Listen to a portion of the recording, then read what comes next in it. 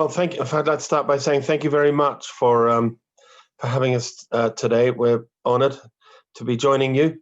And as you mentioned, we have very fond memories of Manchester, having spent 15 odd years there.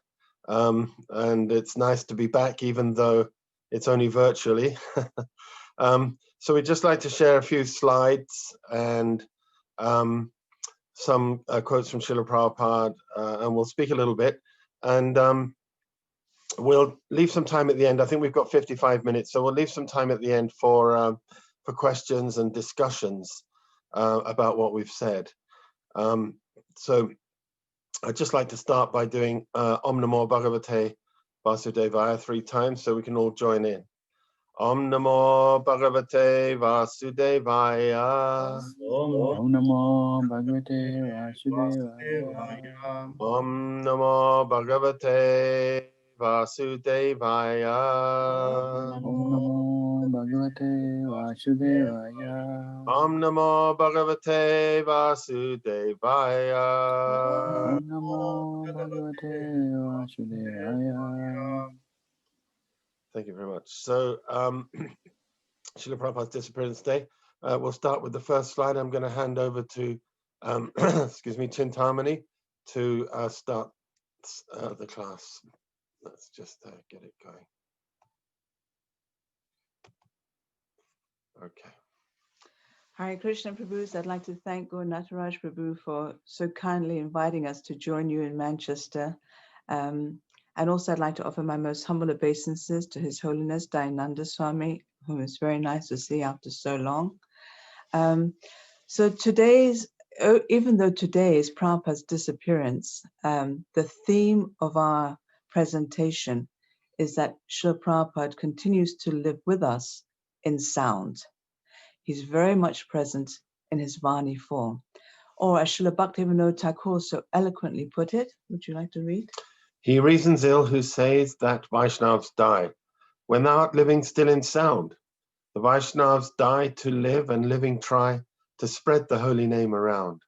So this is the main theme of today's presentation, that Srila Prabhupada is alive and well in his Vani form, in his sound form. And if there is a little bit of time at the end, which we hope there will be, unless we have to stop quicker than we expected, we would, if you don't have questions and comments that you'd like to share, we will probably ask you questions like, what is the theme of today's presentation? So please bear it in mind. The theme of today's presentation is that Srila Prabhupada continues to live in his sound manifestation. So should we go to the next slide? Yeah.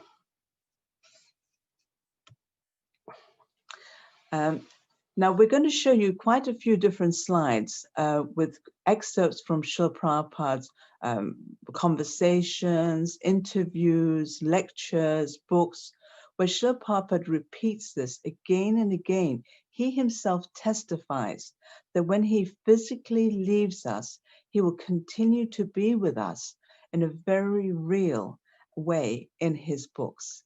And in these quotes that we share with you, he will urge us to continue to associate with him and benefit from that association. So this first quote we have from you is from a press conference in 1975. Would you like to read? Well, what will happen to the movement in the United States when you die? Srila Prabhupada, I will never die. I shall live forever in my books, and you will utilize. I will never die. I will live forever in my books. Should we go to the next one? So this next quote is again on the same topic, that Srila Prabhupada continues to live with us in the form of his books. And this is from a morning walk in 1975. Would you like to read? So in my absence, you read the books. What I talk, I have written in the books. You can associate with me by reading my books. Yes. Sometimes we all feel, any one of us who didn't have Srila Prabhupada's direct physical association, we can feel a sense of how unfortunate I was and how fortunate were those who had his personal direct association. But in quotes like this, Prabhupada keeps reminding us that each and every one of us can become fortunate, and each of us can associate with him simply by reading his books. Would you like to say something? Yeah, I was recently I've been watching the Srila Prabhupada Memories series by Siddhanta Prabhu. I think some of you may have seen those, or some of them at least. I did a marathon of watching all 80 of them, and something that came over very prominently, very strongly in hearing all of these disciples of Srila Prabhupada share their memories is that that he really was non-different from his books. And I was hearing devotees who didn't really get that much association with Prabhupada. They did get some, but they had to really take shelter of his books. And one I remember specifically said that he'd had some experience before of meeting authors of books, and you read a book and then you think, well, I really want to meet the author. You're so impressed by the book, and then you meet the author, and it's a real disappointment. They say never meet your heroes, because they're never quite what you expect them to be. But he said when he met Srila Prabhupada, he couldn't see any difference. He was like, here's the living Bhagavat. The books I've been reading are right here in this person. That they really were struck by that. And so many of the devotees, the disciples, said the same thing. So that really impressed me. So I think one of your main points is that it's non-different associating with Prabhupada's books to associating with him. He's the person Bhagavat. Yes. And we get that full benefit through his books. That's one of the points you're trying to convey. Yeah, exactly. Yeah. So should we go to the next? Sure. Book? Now, in this excerpt, Srila Prabhupada makes a very similar point, but this time it's in a lecture in 1972. I am therefore so much laboring hard that before my leaving this body, I may give you some books you can enjoy after my death. So utilize it. Read every shloka nicely. Try to understand the meaning. Discuss among yourselves. Nityam Bhagavata Sevaya. That is our mission. Nasta Prayeshu Abhadreshu Nityam Bhagavata Sevaya. Abhadra, we have got so many dirty things within our heart. So these dirty things can be cleansed simply by Krishna consciousness. So again, the main point is that Prabhupada worked so hard. I mean, we hear that, he'd be preaching up until 10 or something, have a 2-hour nap, and then up at 1, writing his books. He's saying, I'm working so hard to leave you these books so that we can continue to associate with him and be happy, enjoy after Srila Prabhupada's physical disappearance. So again, he's emphasizing this. Would you like to go to the next slide? Now, this is a letter Srila Prabhupada wrote to one of his disciples in 1974. And, sometimes we think that the best thing that can please Prabhupada is to distribute his books. But I did a search for this phrase, you may please me the most, because I thought it would come up with, you may please me the most by distributing my books. But there was only one hit on the database for the phrase, you may please me the most. And it was this quote that we're going to read you. Please read it. You may please me the most by reading my books and following the instructions therein, and by becoming fully Krishna conscious in this lifetime. So if we actually want to please Prabhupada, if we want to know the surefire way of doing it, it's read his books, try to understand them, and try to apply them in a realistic and manageable ways in our individual lives. Yeah, you had something you wanted to say. Yeah, I did. I mean, there's another thing I've discovered from listening to the disciples of Srila Prabhupada is how much Srila Prabhupada was pleased when people appreciated his books. One devotee was describing how he was with Prabhupada and someone came in and they began to glorify Srila Prabhupada. Oh, you're such a great man. You've done such wonderful things. You're so elevated and you're like a great sage. And Prabhupada just bowed his head. He didn't really say anything. He didn't seem very pleased by that. And on another occasion, this same devotee saw how someone began glorifying his books. They said, oh, I've been reading your Bhagavad Gita and it's amazing. And they started saying different things about the book. And Srila Prabhupada lit up. He was so pleased to hear that someone was like glorifying his books and liking them, because that was his life's mission. He came He came for that purpose, to present these books to us. And you know, he didn't really see himself like as he was like the peon, you know, bringing the message. So when someone appreciated the message, he was really pleased. That's one thing I wanted to say. And there's another thing I wanted to say about this particular quote also, and that is that you please me most by reading my books.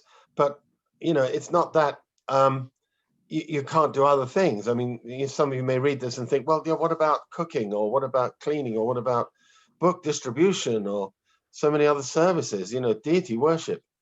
And I think it's, you know, these things are obviously very important, because he goes on to say, following the instructions therein. So these things are there in the books. But first of all, we have to, you know, read. Shravanam is the first thing. Reading means hearing. So we have to hear first before we can serve, so that we know, you know, we have to act in knowledge. So we have to get that knowledge by hearing from the pure devotee. And that means reading Prabhupada's books.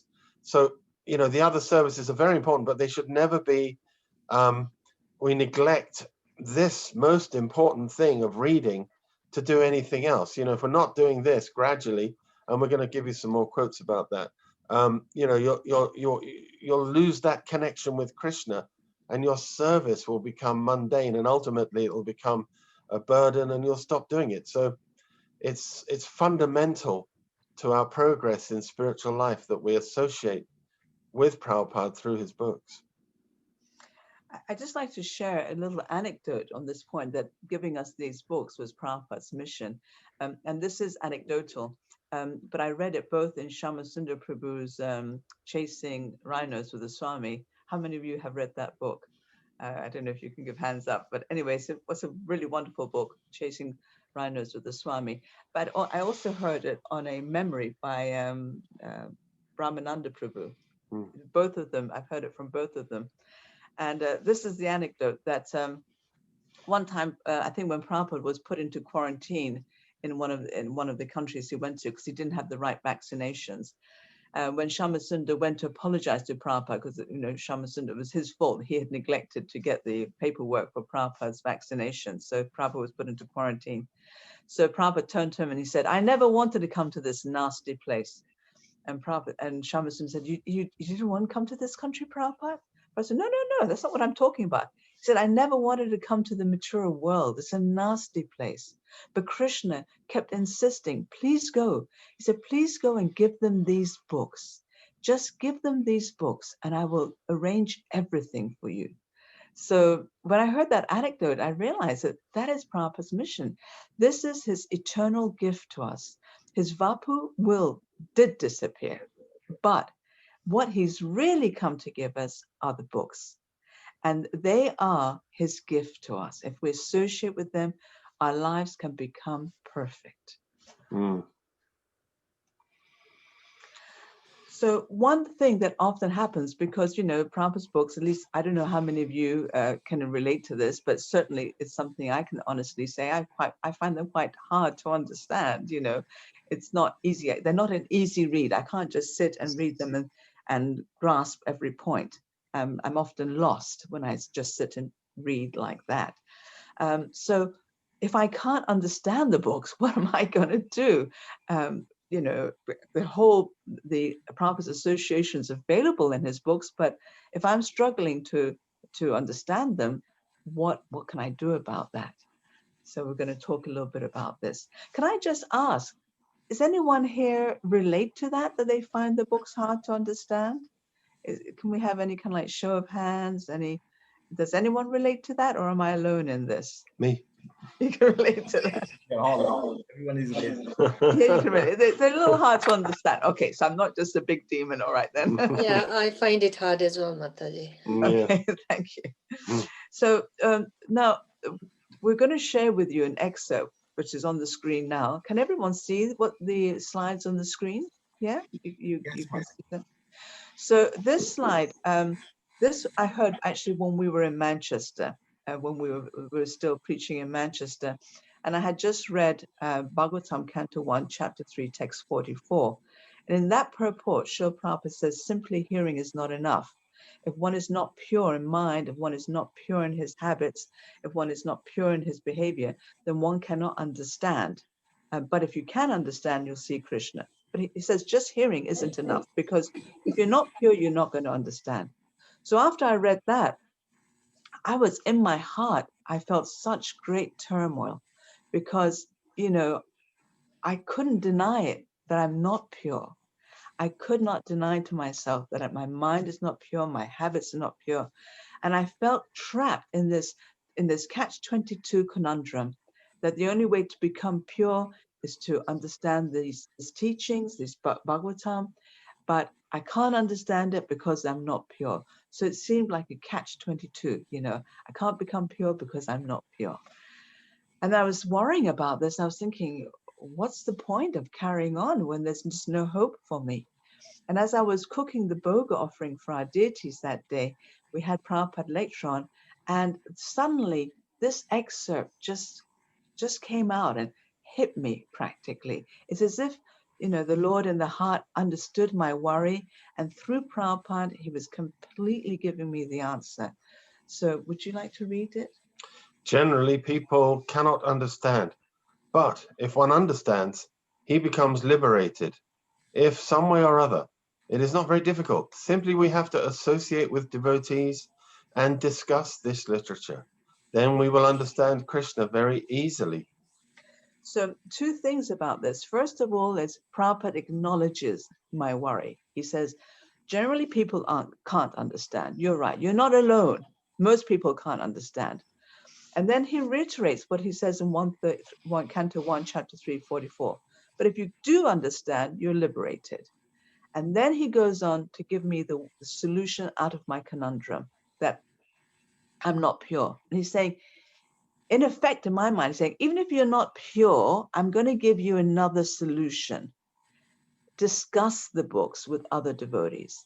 If you discuss, you will easily understand. And hearing this instruction became like a pivotal turning point in our lives. Yeah, I mean, my wife was just referring to 1344, and that's where Sutta Goswami is saying that because he heard with rapt attention from Shukadev Goswami, he was able to understand the Bhagavatam, and thus now he's able to repeat it to the sages at Naimisharanya. So he uses that term nivishta, which means, you know, hearing with rapt attention. And as Chintamani was just saying, you can't do that unless you're pure in so many things. And she listed like the, you know, pure in your eating, sleeping, mating, defending, everything. And you know, it's unlikely that we are in all of those things. That sometimes again, you know, that we'll fall down in some way or another. In Kali Yuga, it's an ocean of faults. It's very difficult. So how can we get that nivishta, that rapt attention? And this is the clue that we saw, that discussion, you know, because by this process, you engage with the subject matter. Because one of the problems with reading, when you're just reading through the books on your own, is the mind will start wandering. I'm sure we've all had that experience. You'll be thinking about, I've got to cook the dinner. What shall I cook? You know, or a problem at work, you know, something's troubling you, or with your children, or anything. You know, there's so many different things that are constantly going on in the mind, and you know, just taking our attention away so that we can't give that full nivishta, rapt attention. But when we discuss it together, we sit down, then we engage with it, and then we have to think about it. And you'll see, I mean, those of you who've already examined the website will know a little bit what I'm talking about. But by these processes that we've found from Srila Prabhupada, it really does enable that rapt attention, that hearing, you know, that you've really focused, and the other things in your mind just fade into the background. And you start getting that purification, that benefit of hearing, the nasta presho bhadreshu, you know, the removal of the unwanted things. So no, before you go, I just want to add something to what you were saying, Swami, because my husband was talking about reading alone and how our mind is wandering. But I find the same thing when I'm listening passively to a lecture or a class. I mean, how many of you here are your minds wandering to something else? When we're just sitting down and someone is talking at us, it is just so easy for our mind to wander to something else. I mean, does anyone else have this problem, or am I the only one? Wander to the phone or something. Yeah, yeah, Is it? There is such a thing called pretend listening. Pretend listening. I'll describe it, and then I see if anyone can be honest and tell me if they've ever do this. Pretend listening means we're all like, yeah, and we're putting on the show of listening. Our heads are nodding, but in our mind, we're not hearing a thing. We're thinking about what I want to say or something else completely. You know, the lights are on, but there's no one home. Does anyone ever do this? 3 hands have gone up. Okay, 3 hands have gone up. Thank you. I'm not alone. Yeah. So when we do discussions, we can't do this because, thank you. Thank you for the honesty. I really appreciate it. So one of the things about discussions is we can't do this because in discussions, we're asked to, as part of the discussion process, to repeat back what we heard in our own words. So that makes us here with Nivishta. You know, just for that half hour or 45 minutes we do our discussion, we're forced to keep listening because we know we're going to have to repeat back what I just heard. And that forces us to listen with attention. Yeah, that's so true. Yeah. Should we move on? Yes, thank you. So this is another excerpt. There are many, many excerpts, and we were a little bit struggling to know which one to put in for you and which one to leave out. You'll see so many more of them on the website, Improving Our Sadhusanga. But here is one from the Bhagavad Gita, chapter 9, text 1 purport, which talks about the power of discussions to help us progress in our spiritual lives. Swami? Yeah, discussion of Krishna is very potent. And if a fortunate person has such association and tries to assimilate the knowledge, then he will surely make advancement towards spiritual realization. So please note some things in this little excerpt. It's very potent. Discussing Krishna conscious philosophy is very potent, means it's powerful. It's very effective. The second thing is to have the association of someone that we can discuss with is a sign of great fortune in our lives. And the third is, if we take that opportunity and actually do the discussions, guaranteed we will make advancement in our spiritual lives. Prabhupada says he will surely. Prabhupada is giving us his seal of guarantee. You do these discussions, it doesn't matter where you're starting from. You may be starting from ground zero. You discuss, you're very fortunate. You actually do it and you will make spiritual advancement. Isn't that amazing to have Prabhupada's sense of guaranteeing our success if we just do this one small, simple thing, discuss his purports? I think that purport says that Krishna is full of potencies, right? Doesn't it say something further in that one? It says more about that in that. Yeah, that same. That's a good purport to read, actually. That really inspires you to, and you can unlock the potencies of the purports by the process of discussing together. Krishna really helps. He says that actually, that I'm not in Vaikuntha right now, he Tishtami Vaikuntha, but I'm there where my devotees are together discussing my glories. So, the potency is there, the Lord is there when we sit down and discuss together. So this is a letter that Srila Prabhupada wrote to Tribhuvannath in 1972, where he again stresses the importance of us coming together and discussing his books, but he begins to give some clues about how to do it, because there are some problems that arise when we discuss. And I don't know how many of you, I will describe one of the problems we've experienced in the past and see how many of you have had this. When we come to discuss with another devotee, it's very likely they will understand the same passage differently from us. And then a problem that can arise is we start arguing.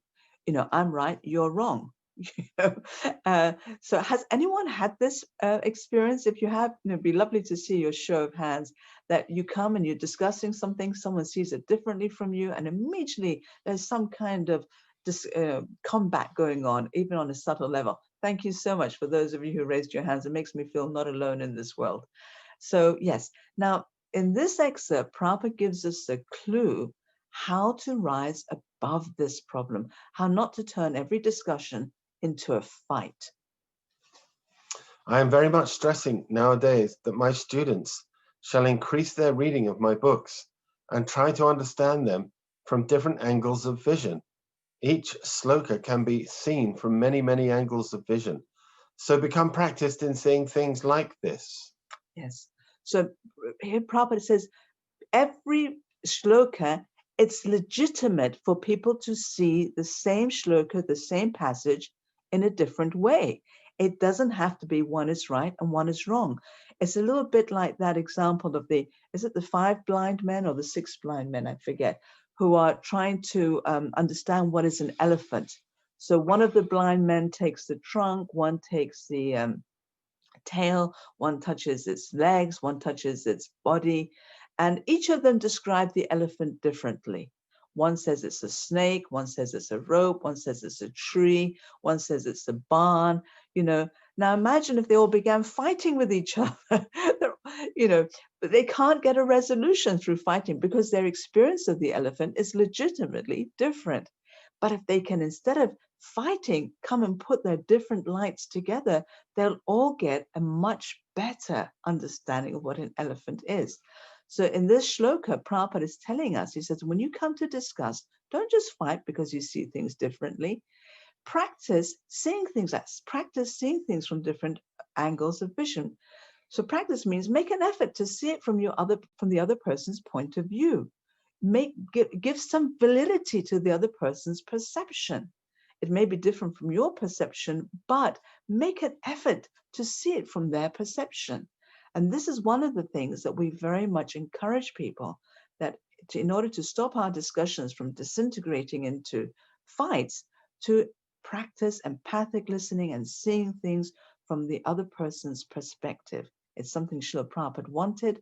It's something, if we can incorporate into our discussion habits, will very much benefit all of us. Mm. I'm reminded of Lord Chaitanya, how he was able to glean out 61 meanings, as some of you will know from the Atmarama verse in the Bhagavatam. And then he went on to say, you know, I've just given you some, but actually, you know, there's unlimited meanings there. And I've also heard Srila Prabhupada say that about the, you know, the Bhagavad Gita. He said each Gita verse can be understood in so many ways, unlimited ways, he said, you know, I mean, obviously many, many ways. So, and it's really helpful when we discuss together because we get different perspectives. Sometimes, you know, we see things in a certain way. Obviously, when we're reading on our own, we're going to see things from our particular lens, our conditioning, our modes of nature.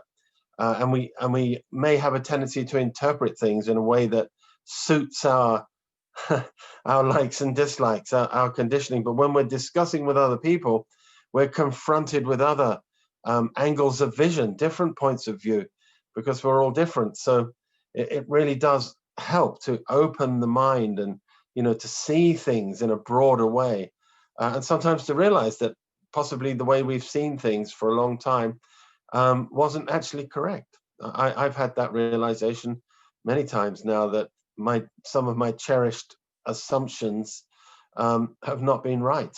You know, once I've actually analyzed and really discussed with other devotees, and then it becomes clear, you know, what the right understanding is. So this is another advantage.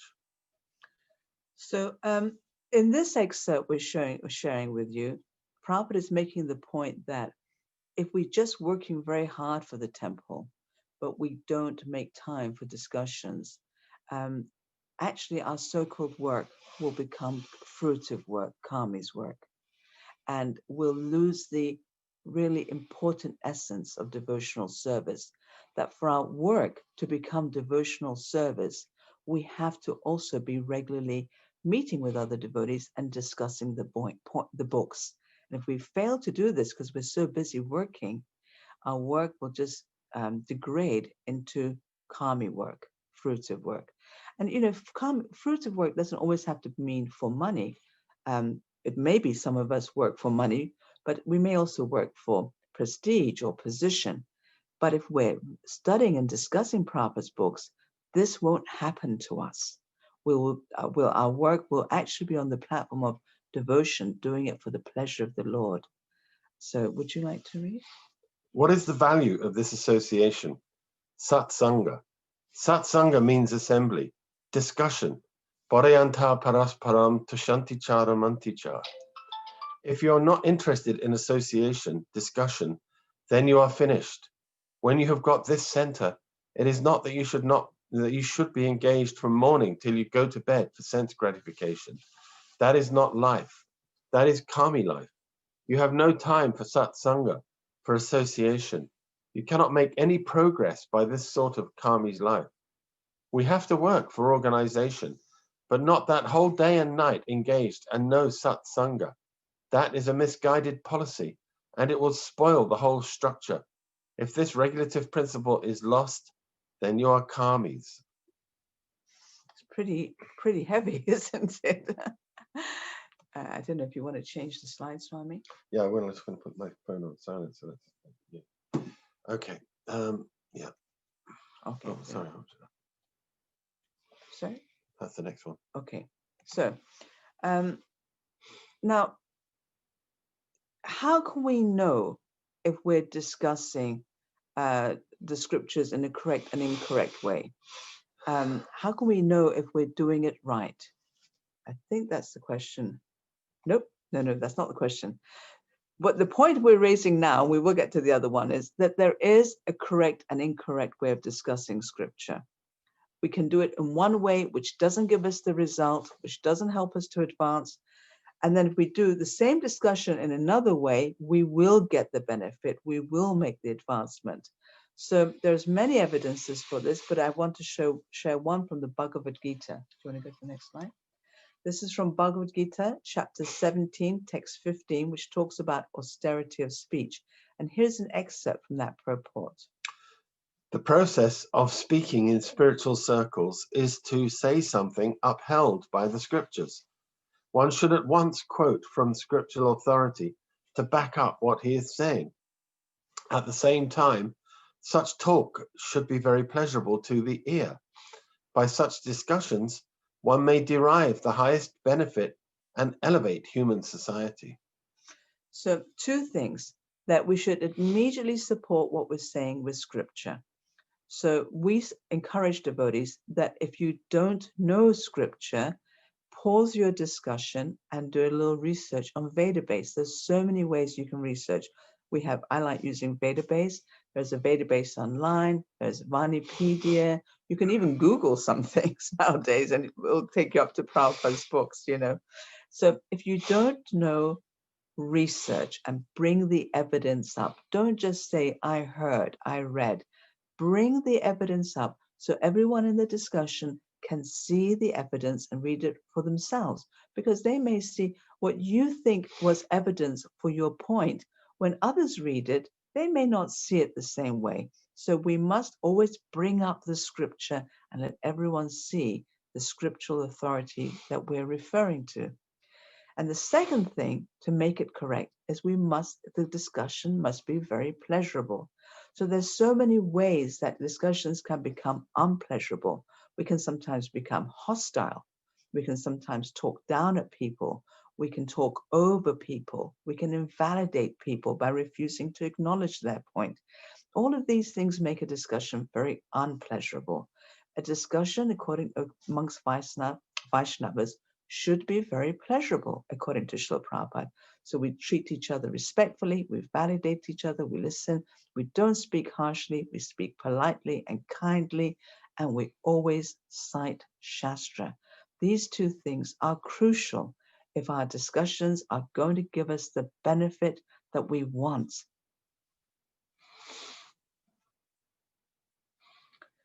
And now, in this excerpt, this excerpt is to make this point, because sometimes people say to me, Mataji, that's your thing. You like studying Prabhupada's books and discussing them. That's your thing. But I like deity worship, or I like cooking for Krishna, or I like book distribution, or I like making garlands, or whatever. So everyone to his own. You do your thing, I do my thing, and we're all making advancement.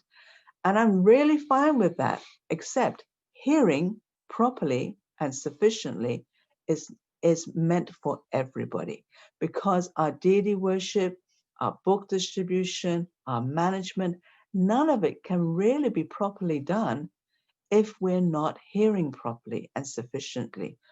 One thing that immediately we've already discussed that can creep in is we can start doing whatever we're doing with a fruitive mentality if we're not hearing sufficiently and properly. So here's my evidence. This is from Srimad Bhagavatam, Canto 2, Chapter 2, Text 36, purport.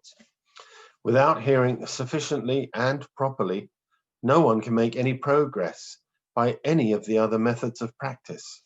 Do you agree with me that this is the point it's making, that whatever else we're doing, that's good, but it won't work if we're not also hearing sufficiently and properly? Do you agree that this is what the excerpt is saying? Hands up if you agree. And if you don't, you okay, go in that Raj Prabhu agrees, thank you. Two other people agreed. 4 people agreed, thank you. And if you didn't agree, I'd really like to hear from you afterwards. That's our whole audience, I think. Okay. So we'll go to the next one. That Okay. Prabhupada's statement, how can we disagree? Well, Yeah. you might see it differently from me. You see, you might have interpreted it differently from me. Go ahead. Now, how Prabhupada said in the last excerpt, we have to do devotional service sufficiently and correctly. What is the evidence? How can we know if we're doing sadhu sangha, if we're discussing Prabhupada? Sadhu sangha, as far as I'm concerned, means to discuss Prabhupada's books. That is the essence of sadhu sangha. How can we know if we're doing this properly and sufficiently? What is the, kind of like my way of testing that on an ongoing basis? So here is Prabhupada's answer to that question. This is from a lecture Srila Prabhupada gave in 1968, and he gives the answer to this question. If a person is actually executing devotional service, then he must be happy. If he's not happy, then he's not doing properly. So first thing is this: he might be doing something in the name of devotional service. If he's actually rendering devotional service, then he must be feeling. He must feel happy. Then he has to rectify the process of his service, not to change, but rectify the process. Yes. So if after many years of doing devotional service, we still feel depressed, we feel panic attacks, we feel that our relationships with other devotees aren't good, we feel discouraged, there is something wrong, or probably if it's not wrong, we're not doing enough sadhu sangha. Either we're not studying Prabhupada's books sufficiently, or we're not studying Prabhupada's books properly. Because if we're doing that hearing properly and sufficiently, the way we can judge is that we will feel happy in our lives. It's not that things aren't going to go wrong externally, but internally we'll always see Krishna's hand and we'll feel happy and peaceful with what's going on in our lives. So this is the crucial thing. And if anyone's not feeling happy, then my urgent request is, please really look at our website, connect with us if you need more help.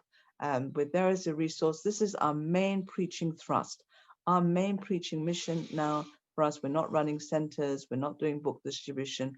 Our main mission is to assist and encourage devotees to hear Prabhupada's purports sufficiently and properly and begin to feel the happiness we should be experiencing.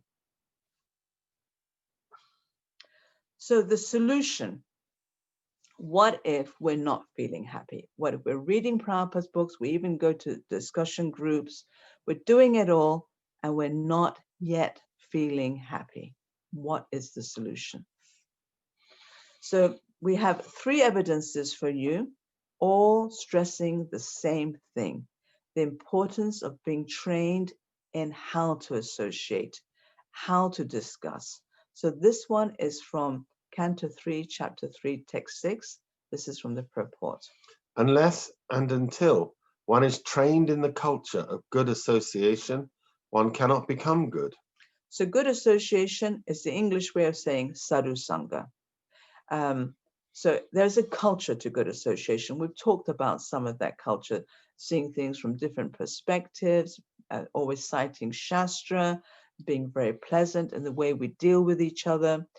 So, you know, if we're not experiencing the benefits, it means something in the way we're doing our sadhu sangha is not quite correct. And Prabhupada is saying it requires training. You know, we will bring with us our birth culture. And if our birth culture has been in Tamagun or Rajagun, which I'm sure none of yours has been, but certainly mine was, we're going to bring to our discussions our past habits. And to change, we require training. And as we learn how to do the discussions better, automatically we will come into the mode of goodness and we'll begin to experience the happiness of the mode of goodness. Yeah, this training that we're talking about it's not something that we've kind of come up with independently.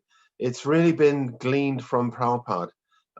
Each principle, if you do look at the website, then we show the background and the evidence where Srila Prabhupada himself has been giving these directions to help us. Like obviously this one is telling us we need to get trained. So then the first question is, well, who's going to do the training? And you know, what is that training? So it's really Prabhupada himself, and we've just systemized many different things that he stated into this sadhu sangha process that we are now presenting. So it's not it's not a concoction, basically. So here again, Prabhupada is making the same point. This excerpt is from Teachings of Lord Kapila. And again, he's making this point that it does take a little training. If currently we're not happy, it's probably because our sadhu sangha is not right. And if we want to improve our sadhu sangha, it does take a little training. So this quote is from Teachings of Lord Kapila. When discussed among devotees, Krishna Katha is pleasing to the heart and ear. This requires a little training, and this training is given by the devotees. Yes, I really want to concur with my husband because on our website now, every Saturday, I don't know if any of you have seen it, but every Saturday, I'm trying to model the discussion process. I have a live stream on Facebook and I bring on to the screen with me other devotees, and we're beginning to discuss Prabhupada's Gita. And we're trying to illustrate this. And so in one of our discussions, a devotee said, well, you know, Prabhupada's not giving the training, you're giving the training. So my point is this, I don't consider myself a devotee. I am trying to be a devotee, but I'm not actually a devotee. And if I was to say to you, you know, you must discuss from different angles of vision, why should you take that from me? I'm not giving, but I'm not saying that. I'm telling you, I've heard Prabhupada say that. I tried it in my life and it's helped me. Prabhupada said it, I've tried it, now I'm just passing it on. So the training is coming from Prabhupada. We on our website have put these 16 principles. All we're doing, it's not that we even started with, let's try to convince devotees they should discuss systematically. Let's see if we can find some evidences for that. No, we just heard things constantly where Prabhupada saying discuss systematically. So we put all those quotes together and we present it as an evidence. We didn't start off with any agenda, any idea of how sadhu sangha should be done. We started off thinking, how do we become happy? And then the quotes started coming to us, we applied them, and now we're sharing them. So everything on that website is coming from Srila Prabhupada, and then our attempts to apply them and the experiences we had.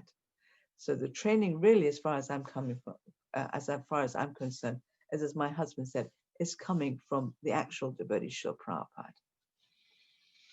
Should I carry on? Yeah. So again, on the same point that we have to be trained. Here in this verse, Prabhupada uses the phrase, one should learn.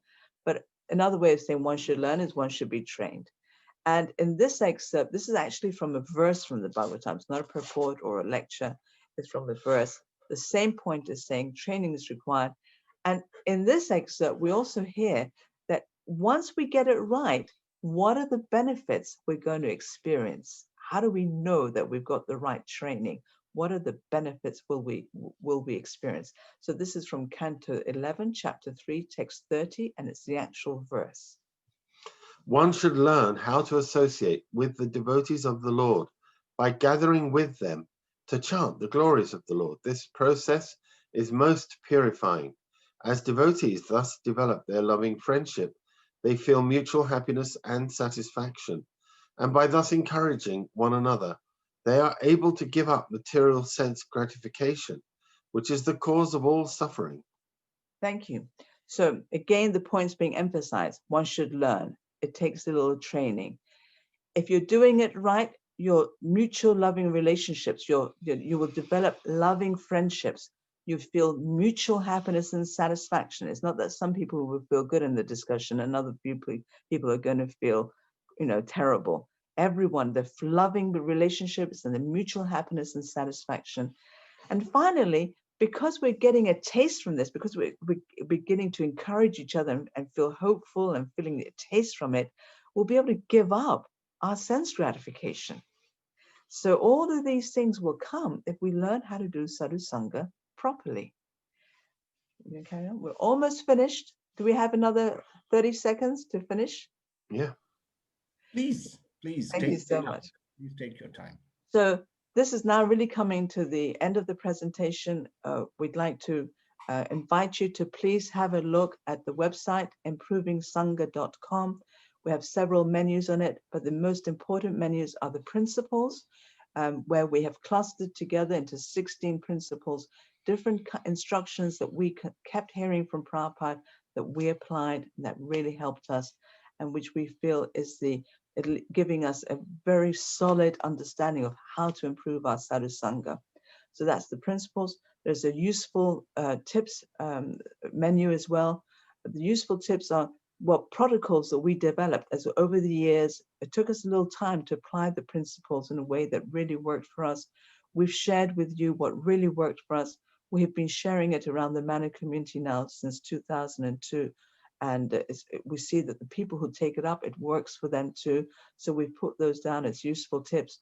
We now also have a video menu where we put up the videos that we're making, where we actually try to illustrate this. If anyone wants to get involved and do an online discussion with me or do online training, then you can please contact us or just take advantage of the videos to do yourself at home. So this is a resource which we're trying to develop, which will try to make training in how to improve our sadhusanga available to anyone who wants it. It's the improvingsangha.com website. We also have a Facebook page, Improving Our Sadhusanga. Again, similar materials. We put up live Facebook discussions there. We'll try to put up gradually as my husband will be retiring from work in March, and then he'll be able to give much more time to this as well. So we'll start gradually putting up classes like this, modeling the principles of sadhusanga that we're showing. So please follow the Facebook page and you feel free to interact with us. We will always do our best to support you. And finally, I just want to remind everyone what was the thrust of today's presentation. It is this, that Srila Prabhupada may have disappeared from our vision, but his personal association is available to each and every single one of us through his purports and lectures. And if we make sure that we daily and properly associate with him, each and every one of us can perfect our lives. Srila Prabhupada ki jai. That is a very powerful statement. So yeah, the question that does anyone have any points, any questions, anything they'd like to say? Would you mind stop sharing so that we can see you in a bigger picture? Stop sharing the screen. Yeah, that's great. Thank you. Dhanand Swami Maharaj raised his hand. Maharaj, would you like to say something? Oops. Maharaj, you are muted. Unmute. Not better. Better. Yeah, You can hear perfect. sound. Yes, sound is good. Thank you for the presentation. It's helping us to understand the necessity to associate with Prabhupada in the right way through his books, and then actually we never leave Prabhupada's association. Thank you. One thing I wanted to just clear up in my own mind is that, you know, Krishna Dharma and Chintamani were speaking about everybody's got a different angle of vision on reading the same thing, you know, and I've come across that many times. And even in the Bhagavatam, Prabhupada one purport, he explains how Jiva Goswami says this, Sridhar Swami says this, and Vishwanath Chakrabarti says this. And Prabhupada says, for the purpose of this purport, we'll take the advice of Jiva Goswami. He doesn't say the others are wrong. So, you know, that's, you know, agreeing with what you were saying. But then later on in the conversation, you actually said that you were speaking with somebody and then you found out that you were wrong.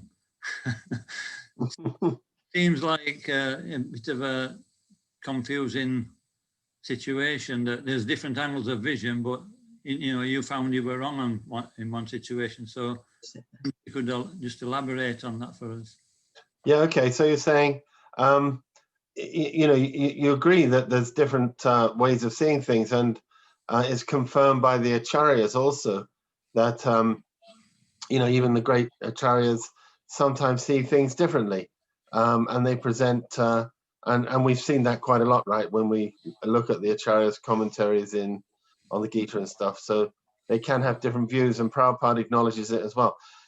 So that's one thing. But then I was saying that it's possible you may find yourself mistaken sometimes in your understanding. So how do we reconcile those two things? I understood, Maharaj. Hare Krishna, Maharaj. So nice to see you. I understood, Maharaj, to mean that you said that sometimes you came to the conclusion you were wrong. He's saying, yeah. How did you come to the conclusion you're wrong if your understanding is legitimate? Yeah, I mean, well, the one thing I'd say about the process of discussing the books is that Krishna enters into it. So, you know, you become like, you're sensitive to the Lord's guidance more, I think, when you're associating very closely with the books and with Srila Prabhupada, the pure devotee, and Krishna's entering into the dynamic.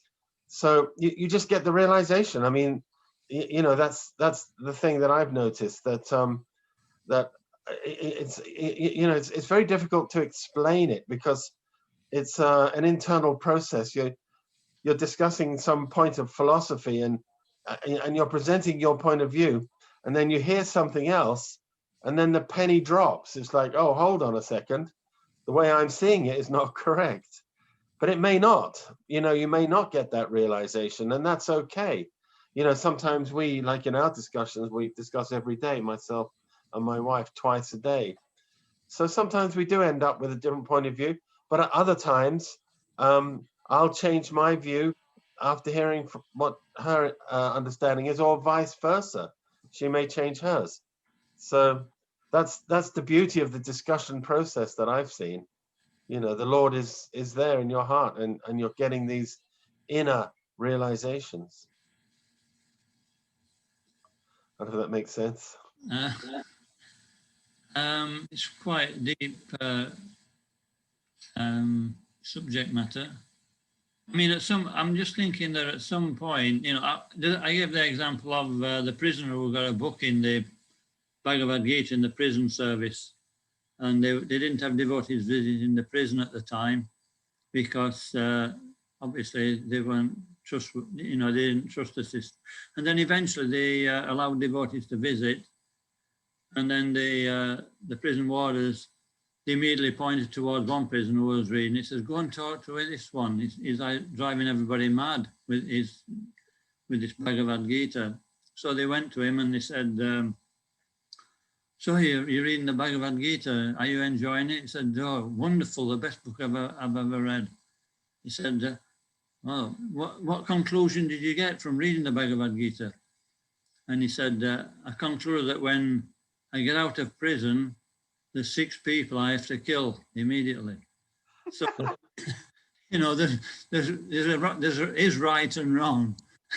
So I'm just still confused about, you know, okay, I might have a viewpoint on something, then realize that it's wrong. But and it can be right. 6 types of aggressors. He's read about the 6 types of aggressors. Ah, yes, I know some like that. That's good. That's a good one. Now, I was going to say one other thing about it, Abhay, because you're saying, you know, that. Sorry, Dayananda Swami. So I'm going right back now. No problem. Dayananda Maharaj.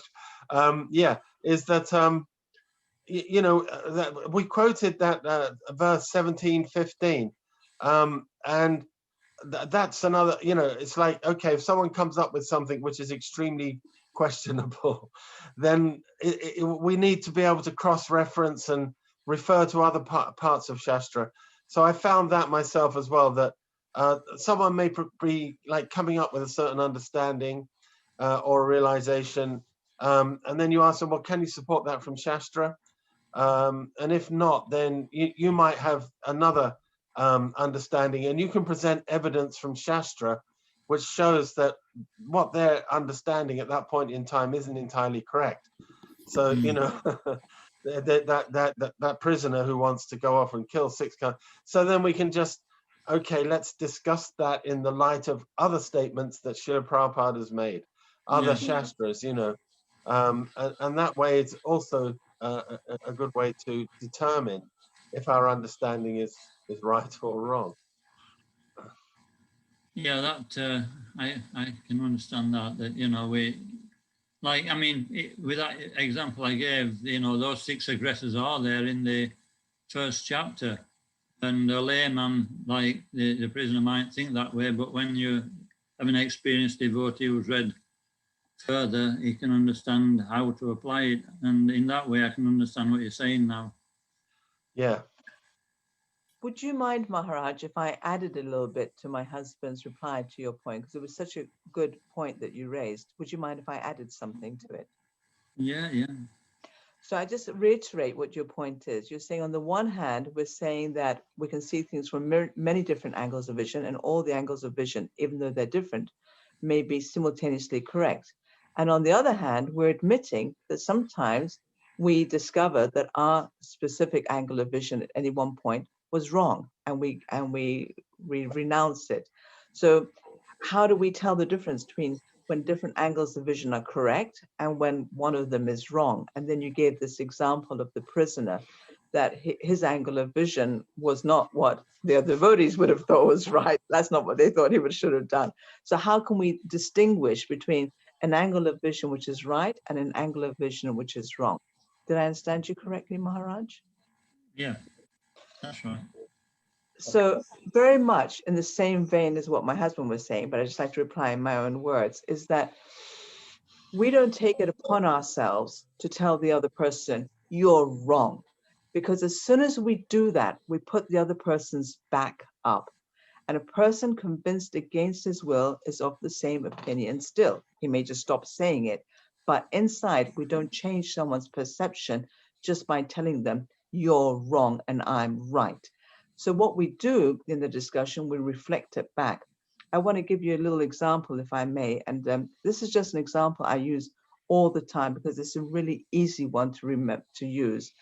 And I'm not having a go at brahmacharis by saying this, but I heard that in the very early days, in some temples in the United States, the brahmacharis would spit at the brahmatrinis because they'd read this this quote from what's his name, Yamunacharya, that whenever I think of sex life, I'd spit at the thought. Now, without discussing, just passively reading, they did what that prisoner did. They extracted from that something which was not right. So they extracted from that, if I see a brahmatrini who gives me thoughts that I shouldn't be having, I should spit at the brahmatrini. And that's what they were doing. Now, the discussion process, we just put what's inside out. We express that. We say, oh, when I see a brahmatrini that makes me think things I shouldn't be thinking, I should spit at her. Just by having that reflected back to us, it can give us opportunity to think. And if that in itself is not enough to make us think, if that thought is reflected back to us, our discussion partner, instead of saying you're wrong, says, oh, so you think we should spit at the Vaishnavis? You think it's okay to spit at Vaishnavis who are practicing Krishna consciousness? Just that may be enough to give us reason to stop. If that's not enough, the other person can put their understanding without attacking us, without taking it to the platform of an argument. Just say, that's very interesting. I see it differently. I think he's talking about the thought in my mind, not the person. And if that's not enough, then we can raise questions like, well, what about Vaishnav Aparad? So we have a whole process in the discussion where we can gradually begin to sift out, without turning it into an argument, perceptions which are potentially could be correct and are compatible with our Siddhanta, and angles which are incompatible with our Siddhanta. But it's not through turning it into an argument and having a go at each other, because that doesn't actually change people's hearts. I don't know if that clarified at all our discussion process. Yeah, that's helped to get a better understanding. And so, the process is working already. I mean, just by discussing, we're starting to see how we can actually see things in the proper perspective according to time, place and circumstance as well, and different parts of the Shastra saying different things. Yeah, good point. Good point. Does anyone else have a question? Did you want to say anything else, Maharaj? Thank you, Maharaj. No, thank you. There are other people who raised their hands, so we will just quickly move. Maharaj, thank you for that. Please stay with us, and maybe if you could kindly sing Damodar Ashtakam at the end of the session, that would be greatly appreciated. We have Madhav Kumar Prabhu and Karshna Prabhu's family raising their hands. So Madhav Kumar Prabhu, your name appears first. Would you like to go and take only just a little bit of time, because we are running short of time? Yeah, thank you for the opportunity, Prabhu. I raised my hand quite a while ago to answer to one of Mataji's point, but that's fine. Thank you, Krishna Prabhu and Chintavani Mataji. It was very nice to have you online, virtually, if not physically. Just wanted to acknowledge your presence and the very insightful discussion, thought-provoking discussion you've given us access to. I just wanted to also thank the entire family. This Friday, we will have Madhavacharya Prabhu with us as well, doing a bhajan night. So it's just very enlivening to see that as a family, you're still with us, if not physically, at least virtually. So just acknowledgement really of your continued support and association. Hare Krishna. Hare Krishna. Thank you. Thank you, Madhav Kumar Prabhu, for that. Karshna Prabhu and Aharda Mataji, so please say. Hare Krishna. Hare Krishna. Hare Krishna. Thank you so much for a very nice class. Very, very insightful stuff. It's actually very relevant to us at the moment, particularly, well, in the beginning of lockdown anyway, we were very much inspired to start a lot of reading groups. And we had a constant reading group where we were pretty much reading about 4 times a week for quite a long time. And we made a lot of progress actually through reading Srila Prabhupada's books. And it's been really, really nice. And we've really felt the benefit of doing that. But obviously, you're bringing up that point that we need to discuss more. And obviously, we think that's really relevant. And we kind of feel in a way that we kind of hit a bit of a wall, in the sense of we're reading, it's great. We made a lot of progress doing that, because I think it's a problem for a lot of people that people just don't read. So when you have the opportunity to do it, it's really necessary. But the point I wanted to ask, by reading, it feels that, because there's so many books out there, so many Srila Prabhupada's books, you really want to go through all of them and kind of get some of that nectar. But I'm just a bit, in my mind's telling me that if we spend so much time discussing these, okay, so we could spend such a long time discussing even just one book or a month, we could just keep discussing it and churning it. Then my mind would say, well, actually, you're not going to make much progress. You're not going to actually be able to go through these books because the process will be so slow. So can you just say something about, if you kind of understand where I'm coming from? Yeah, you're saying, since lockdown, you've been engaging more with the books, you've been reading, and starting to make some nice progress going through them, and feeling the benefit. So yeah, but you're concerned about, and you recognize that discussions are important, and you've been hearing us stressing that, and obviously quoting Srila Prabhupada. But at the same time, you're concerned that if we spend time discussing, it's very slow. That one purport could take a month, easily, or even certainly a couple of weeks. So then we'll just go through very, very slowly if we take the time to discuss rather than just reading. So that's a concern that you have. Yes, yeah, that's exactly that. Yeah. Do you have a light? I just want to say one. Do you have a light? My wife, she's keeping me to the protocols. One of the things we do when we discuss, when someone raises a question, we first reflect back their question. Then before we give our light, we ask you, do you have your own light? Do you have one way of resolving that? Has any thought come to you? Well, probably, yeah. I mean, the reality is that obviously we're doing this like 4 times a week, and we probably need to change 2 of those sessions into discussion sessions rather than just pure reading. That's probably the best solution. So you keep making progress with the reading, but also you have the opportunity to churn it as well. Right. So you're saying, yeah, just do both. Don't neglect one for the other, but do some discussion and some reading, so you can feel like you're making some headway through the books as well as discussing them.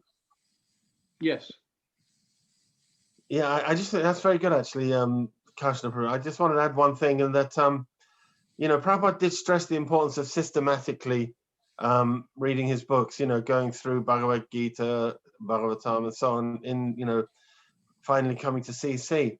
And of course, we tend to read all the way through, and probably most of us have read the CC already, postgraduate study and everything.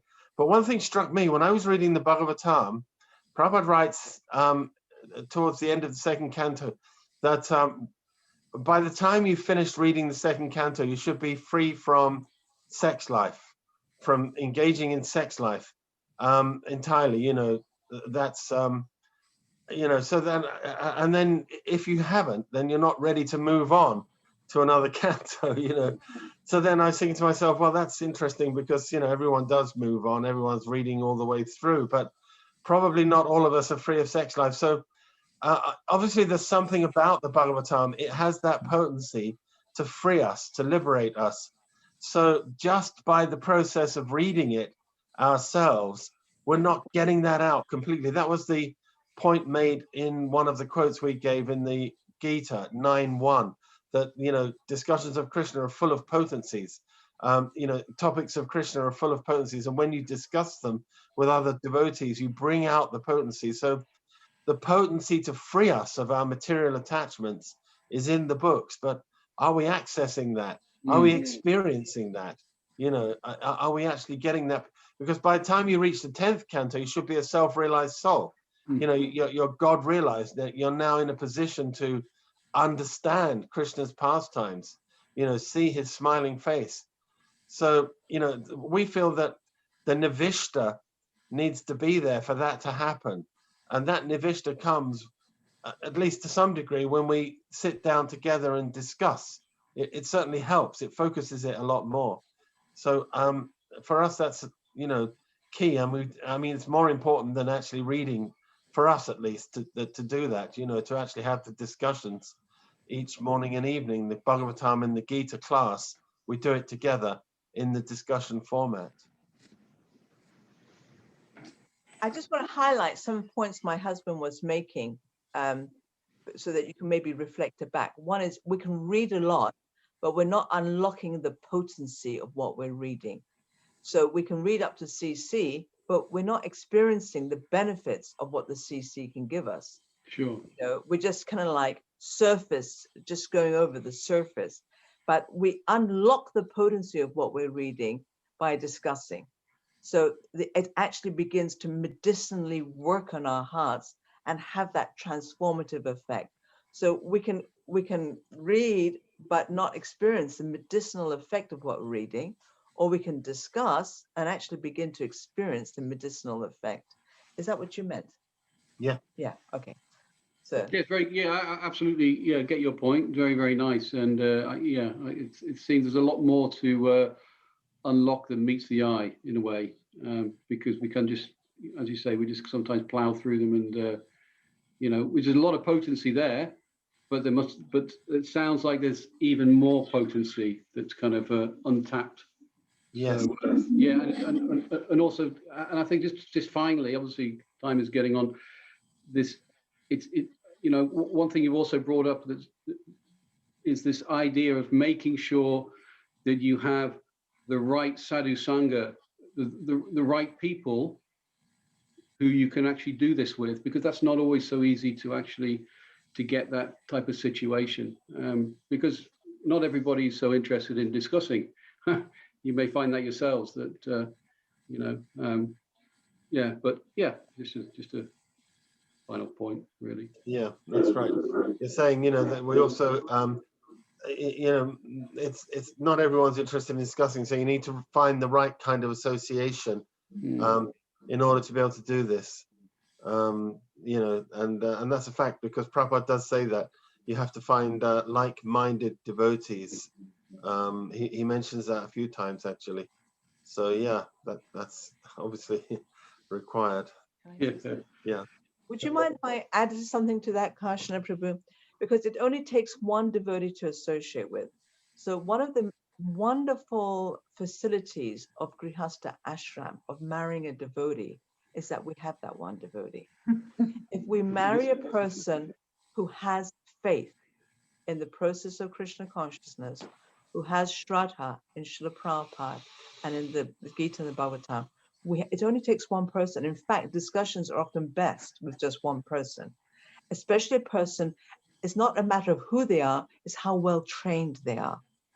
So if husband and wife are both trained, because some of the things that can make our discussions go on and on and on in quite a waffling way and quite a non-effective way, is when we don't keep to the point, we don't cite Shastra, we ask irrelevant questions, and we just go off topic. Yeah. Then our discussions become like, oh. But if we're trained, we can avoid those pitfalls.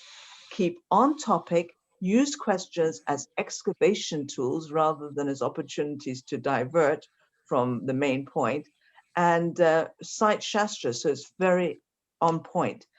And if you have even one person in your life, and my humble suggestion to all grihastas is do this, husband and wife, and train your children to do the same thing. And there's an art to training children. It's done with encouragement, not with force. I have a whole video about it on our website. So I think if husband and wife are trained, you have a ready-made discussion situation. You don't need anyone outside of your ashram. You have it all there. Once you succeed, you can now share your success with other people. You can now teach them how they can achieve the same success in their ashram.